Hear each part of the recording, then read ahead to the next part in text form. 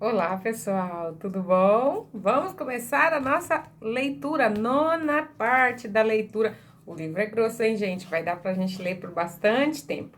Hoje, a autora, então, Laura Gutman, começa a falar sobre loucura. Hoje a leitura é curtinha e eu vou começar aqui pra você. Que interessante. Vamos ver se a gente não tá vivendo aí uma loucura nas nossas vidas. Muito bem. O que é loucura? Há mais um aspecto que vou abordar com detalhes neste livro e que também é consequência da distância entre o que nos acontece e o que alguém nomeia sobre o que nos acontece: a loucura. A loucura individual, que também está presente na loucura social. O que é a loucura? É a deturpação da realidade. É a diferença entre o que acontece e o que percebemos que acontece. O problema é que, como já falei, praticamente todos nós deturpamos a realidade e nos abrigamos em ilusões para tornar mais suportável a dor do desamparo. Às vezes mentindo, às vezes acreditando em mentiras. Em algumas ocasiões, inventando realidades ou adaptando essas realidades à nossa tolerância. Quase todos nós utilizamos essas estratégias em maior ou menor medida.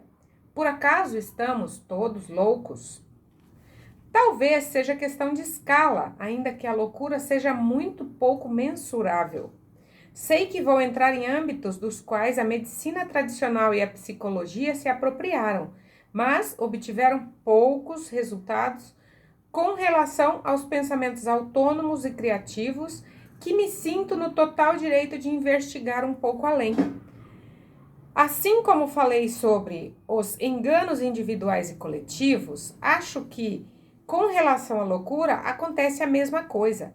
Há distâncias imensas entre as realidades internas e os discursos, obrigando-nos a interpretar de modo distorcido a percepção da realidade. Aqui eu já estou parando para fazer você pensar, hein? Como que está a sua realidade interna? Você pode dividir a sua vida por áreas, por exemplo, a área da saúde, a área intelectual, dos seus estudos, da sua formação, a área profissional, o seu trabalho, a área familiar, a vida amorosa. Você pode dividir assim a sua vida por áreas, tá? Quais são as realidades internas em cada área? Escreve aí. Quais são as realidades internas em cada uma das áreas, dessas áreas aí? E os discursos que você está vivendo? Os discursos que você está vivendo são os discursos reais ou você inventou algo nessa realidade aí? Me conta. Deixa eu fechar aqui que a minha vizinha chegou. Peraí. Opa! Pronto.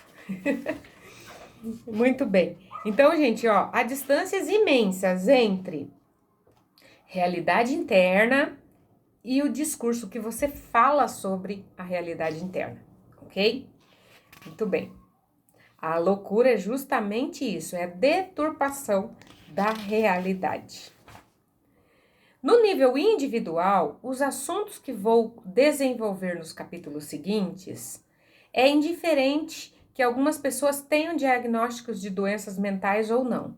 Assumo que vamos entrar num terreno complicado e porque as percepções costumam ser objetivas. Nesse terreno, não há certo nem errado. Há pessoas que entram em contato com outros planos, mas isso não significa que tenham perdido o equilíbrio, ainda que alguns o achem.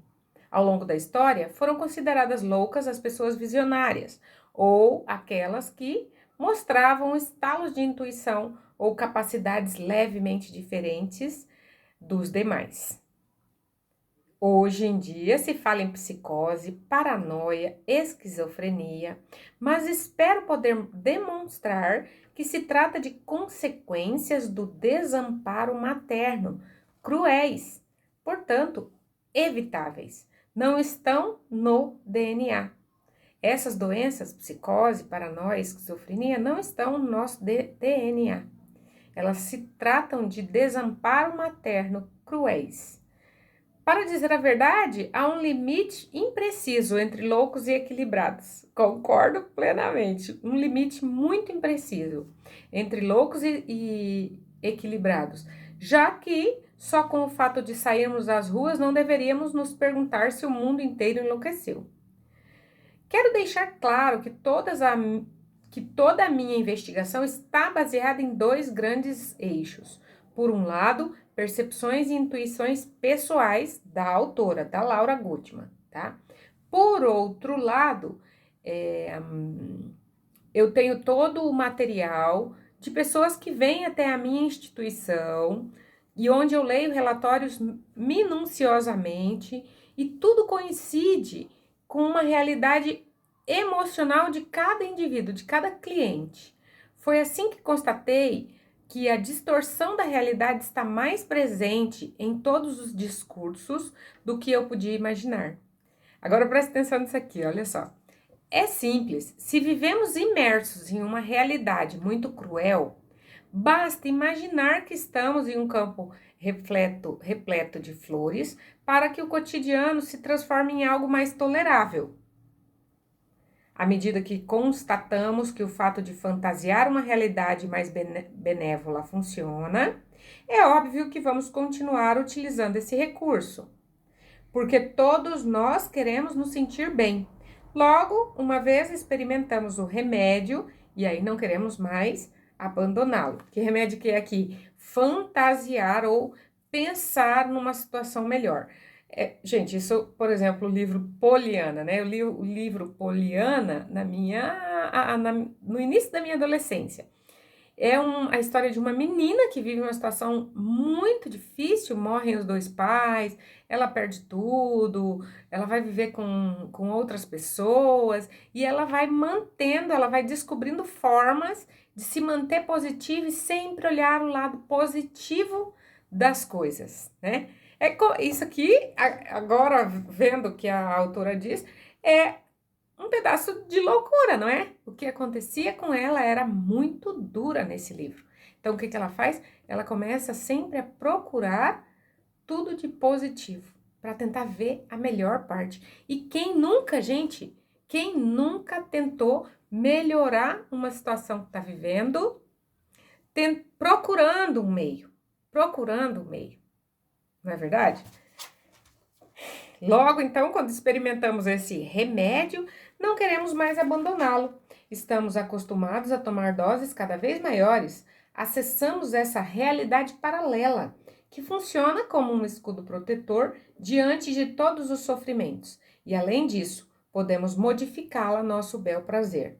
É o remédio mais poderoso porque nossa mente voa e pode chegar ao infinito. A imaginação pode nos tirar de situações difíceis, criar o que quiser, de forma ao que for, sem fazer nada mais do que conjecturar inumeráveis possibilidades. Enquanto fui constatando o poder do resguardo das fantasias, comecei a investigar em cada biografia, quer dizer, na vida bem real e concreta de cada cliente que se consultava conosco, e a cada vez que as peças não se encaixavam, eu propunha observar esses cenários, levando em consideração a distorção da realidade como um mecanismo de sobrevivência. Acontece que nós constatamos isso muitas vezes. Logo, nos dedicamos a traçar as linhas entre mães e filhos, e desses filhos para os seus próprios filhos, até detectar que a crueldade, mais que o desamor, nos obriga a fugir deste mundo, porque não somos feitos para tolerar a maldade. A maldade não foi feita à imagem e semelhança dos humanos, ainda que a maldade exista em nós. Que interessante, gente, olha. Então, o que é a loucura? Como eu disse lá no começo do livro, deturpação da realidade. Todas as vezes que essa autora, ela pegava os relatórios ali dos clientes dela e ela via que as coisas não se encaixavam na história da pessoa, o que ele estava vivendo e o que estava dizendo que estava vivendo, né? Ela então considerava a distorção da realidade como um mecanismo de sobrevivência. E hoje eu quero deixar esse pensamento. Em qual área da nossa vida nós estamos tendo uma deturpação da realidade? Muitas pessoas estão em dívidas porque estão nessa deturpação da realidade em relação às suas finanças. Você ganha X e gasta 2x. A conta não vai fechar. Muitas pessoas têm a imagem interna romântica de um casamento amoroso, de um príncipe encantado, e no dia a dia, a pessoa com quem se casou, ela é uma pessoa comum, que sofre, que tá cansado, que precisa dormir, que precisa comer. Não tem todas as gentilezas que um príncipe teria. Isso é deturpação da realidade. Então você começa a viver melhor quando você olha para as coisas como elas são. E assim nós vamos nos tornando todas juntas, todos juntos, menos loucos, né? Porque a gente tem uma linha muito tênue entre o que é real e o que nós criamos como se fosse real, tá bom? Depois quero que você me fale como que está sendo isso para você.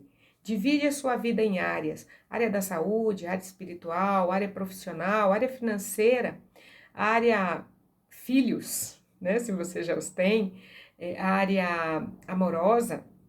E aí você responde essa pergunta: aonde eu estou vivendo uma deturpação do que é real?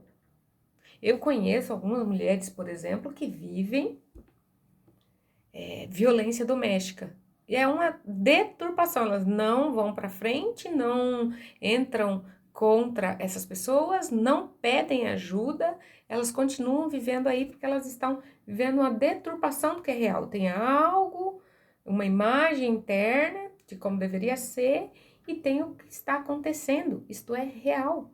Então, aonde aí na sua vida você está vivendo uma deturpação da realidade?